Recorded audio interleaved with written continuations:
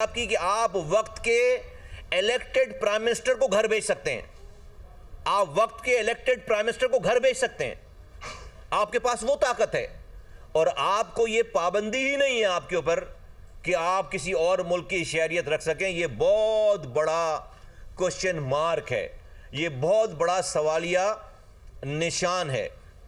मैं जानता हूं इस वाली बात को, बखूबी जानता हूं इस वाली बात को। तो अदलिया को इसका जवाब देना चाहिए, अदलिया को इसको जवाब। एक फाजिल जज साहब के बारे में सोशल मीडिया पे और मीडिया पे मुबैना तौर पर हम ये सारी गुफ्तगू सारी तफसीलात देख रहे हैं कि उनके पास ग्रीन कार्ड है, उनके पास जो है वो उनकी फैमिली के पास नेशनैलिटी है, और जो प्रोसीजर अपनाया जाना चाहिए था जज बनने के लिए, वहाँ पर उस वक्त के जो चीफ जस्टिस साहब थे उन्होंने किसी चीज़ को रिकॉर्ड पे नहीं रखा। ये सब चीज़ें हम सुन रहे हैं, देख रहे हैं। दूसरी बात कि ये सब कुछ उस वक्त हो रहा है कि जब जहाँ पर सोशल मीडिया आज़ाद है, हमारे नौजवान, हमारे मुल्क के आम लोग सारी बातों को सुन रहे हैं और देख रहे हैं।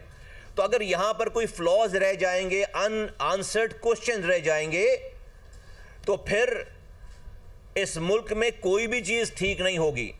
फिर लोगों को इंसाफ अगर नहीं मिलेगा, और हम जानते हैं कि हमारे यहाँ सबसे ज़्यादा अगर कहीं जुल्म है तो वो हमारी अदालतों के पास है, हमारी जुडिशरी के। अगर मुल्क में कहीं सबसे ज़्यादा, एक गरीब आदमी, एक मिडिल क्लास आदमी सोच नहीं सकता कि वो पैसे खर्च किए बगैर इंसाफ ले सके इस मुल्क में। ये मैं नहीं कह रहा, ये मुल्क के जुडिशरीज के लोगों की जब हम तकरीरें सुनते हैं, हम तो खैर भुगतते ही हैं।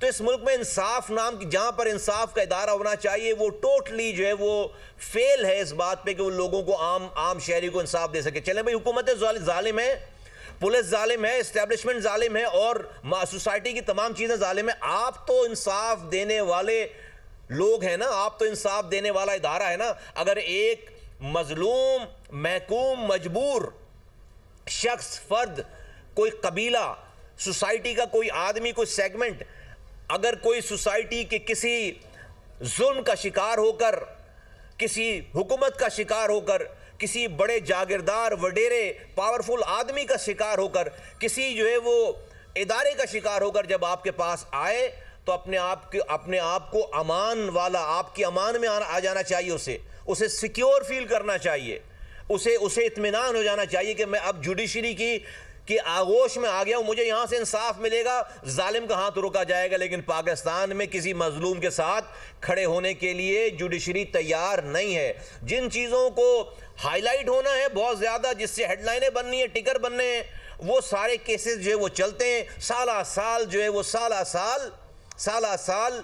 जो है वो केसेस जो है वो पड़े रहते हैं। मैं आपको मैंने स्पीच की है चंद दिनों पहले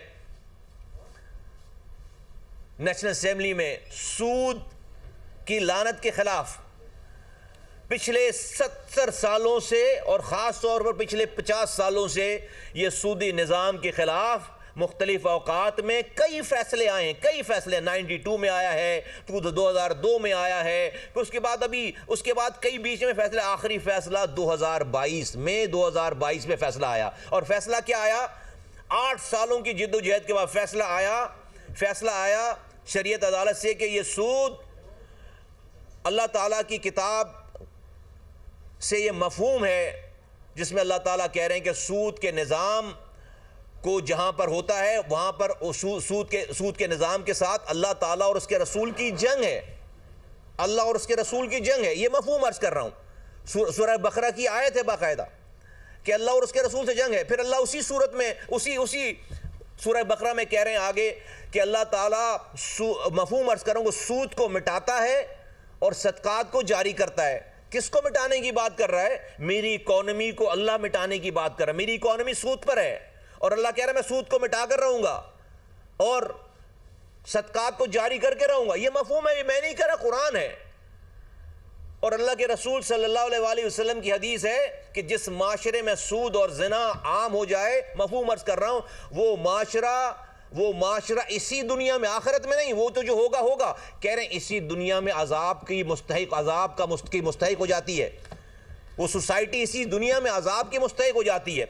इन तमाम सबूत व शवाहिद के साथ, अल्लाह की खुली किताब की इस एक्सप्लेनेशन के साथ, शरीयत अदालत ने सूद के खिलाफ एक फैसला किया और बड़ा जायज़ फैसला किया कि अगले 5 सालों में उसे भी पता है ना, इसी मुल्क के लोग हैं कि भाई हमने सूद में हमारे बैंक चल रहे हैं, हमारे लोन हैं, हमारे पास लोकल लोन है, हमारे पास फॉरेन लोन है। तो एक दिन का भी फैसला नहीं दिया उन्होंने। 5 सालों में 2022 में फैसला आया और कहा कि 2027 में यह सूदी निज़ाम ख़त्म हो जाना चाहिए।